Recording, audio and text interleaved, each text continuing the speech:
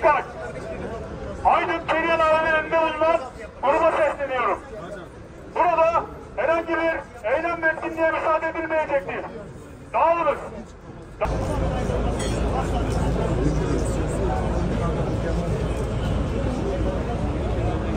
Ya diyeceksiniz arkadaşlar, ben sizi engelliyorum, yasa tanımıyorum, kanun tanımıyorum ve ben bu açıklamayı yaptırmayacağım diyeceksiniz.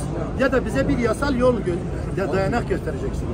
Şimdi yasal dayanağınızı götürüp herhangi bir yerde yapılmış bir açıklama üzerinden bizi engellemek, gidin oraya engelleyin. Gidin onu yapanı engelleyin. Niye onu engelleyin? Valiliğin almış olduğu karar. Bizim dayanağımız o şu an. Biz bu dayanağı ben size... Ama yasa değil, siz yasaya göre siz bak devlet memurusunuz. Tamam, yasaya da konuş. Yasada böyle bir gösteri. Barışçıl hiçbir eylemi engelleyemez bu yasa. Siyasi partileri engelleyemez. Barış dayandırmazsa buraya aldığınız güvenliği dışarıya alın.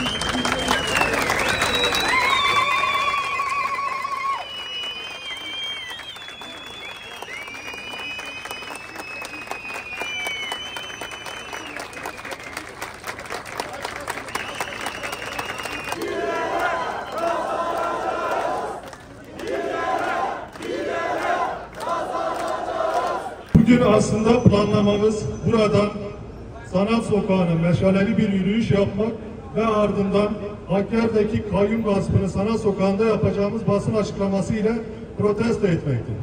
Ancak Van valisi çok antidemokratik bir şekilde, çok taraflı bir şekilde kendilerince kendine yakın gördüğü bütün kurumlara, siyasi partilere her türlü alanı açan taraflı Van valisi yürüyüşümüze engel olmak için yine çok antidemokratik bir şekilde eylem etkinlik yasağı kararı ilan etmiştir.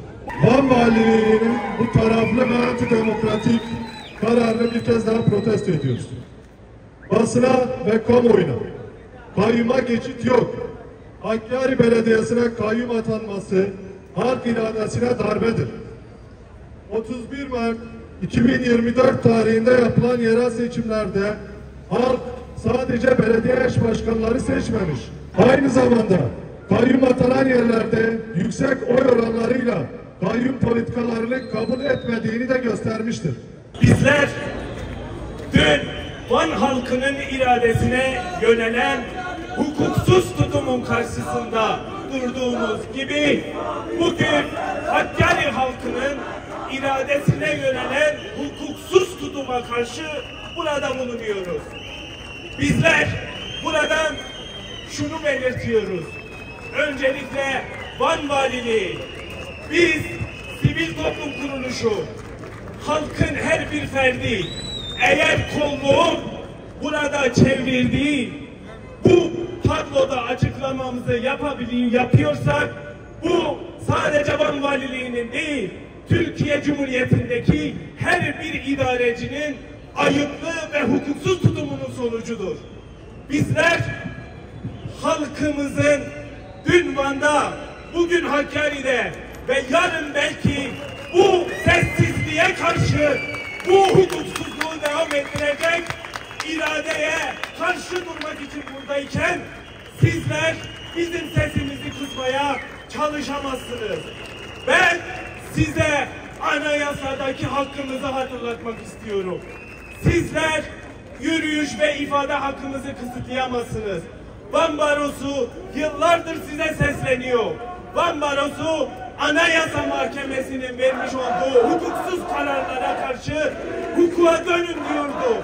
Siz dün olduğu gibi bugün de bu hukuksuzluğu devam ettiriyorsunuz. Bir gün bu hukuksuzluğun hesabını vereceksiniz. Sizler sadece buradaki hukuksuzluğun değil, halkın iradesini, seçme hakkını ve seçilme hakkını yok saydığınız hukuksuz tutumunuzun da hesabını vereceksiniz. Dün Sayın Demirtaş'ı ahim ihlal kararına rağmen içeride tutanlar, dün Van halkının iradesini Yargıtay'ı hiçe sayıp yerel mahkeme kararıyla gasp etmeye çalışanlar ve bugün bir iç işleri kararıyla atanmış kişilerin, seçilmiş kişilerin irademize dokunmasını kabul etmiyoruz. Hukuka dönüş çağrısında bulunuyoruz. Herkes sandığa düzgün bir şekilde gitti ve oyunu kullandı. Fakat daha seçim bitmeden gördük ki bunların kirli zihniyeti, kayyum zihniyeti, talan zihniyeti hala devam etmektedir. Biliyorsunuz, kayyum yoksulluktur, kayyum hırsızlıktır, kayyum talandır, kayyum fakirin cebinde çalmaktır, kayyum bu ülkenin iradesini tanımamaktır ve Van halkının iradesine kayyum atamaya kalktılar. Fakat nedense bir akıl bunlara fısıldadı herhalde, dedi ki bu hukuksuzluktur, bu yanlıştan dönün ve bu yanlıştan dönüldü. Ama 2 ay sonra bakıyoruz, tekrar Hakkari'de halkın iradesiyle seçilmiş belediye başkanımıza aynı şekilde düzmece kararlarla, düzmece hukuksuz verilen kararlarla tekrar kayyum atanıyor.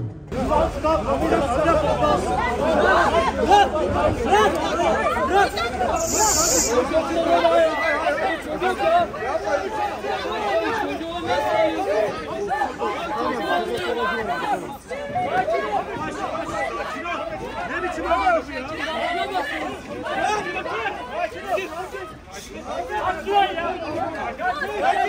Sakin.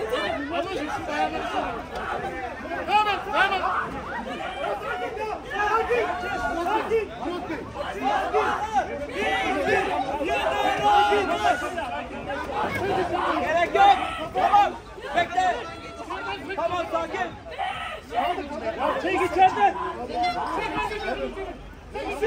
Girsin şunu ya. Girsin şu içeri. Tamam, kapat. Gerek yok. Hayır gerek yok. Siz yapıyorsunuz. Ben yapmadım. Teyit ederken siz mi yaptınız? Devletin vekili teyit ediyorsunuz. Hukuksuzluk yapıyorsunuz.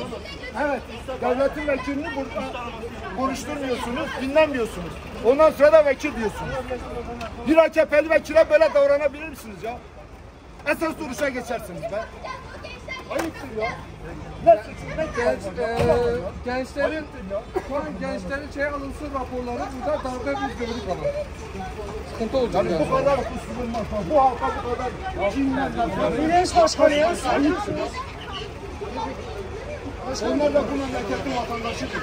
Onların da vatandaşı. Yani böyle bir şey var mı?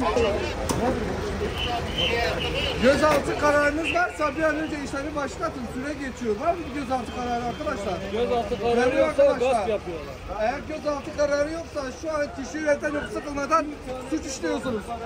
Var mı? Eğer gözaltı kararı yoksa arkadaşlar saate bakın. Alınan saatten itibaren arkadaşlar bu şekilde gözaltına alınmış oluyor. Keyfi yapıyorlar. Gözaltı falan kararı. Gözaltı kararı yoksa yapılan işlem tamamen hukuka aykırıdır.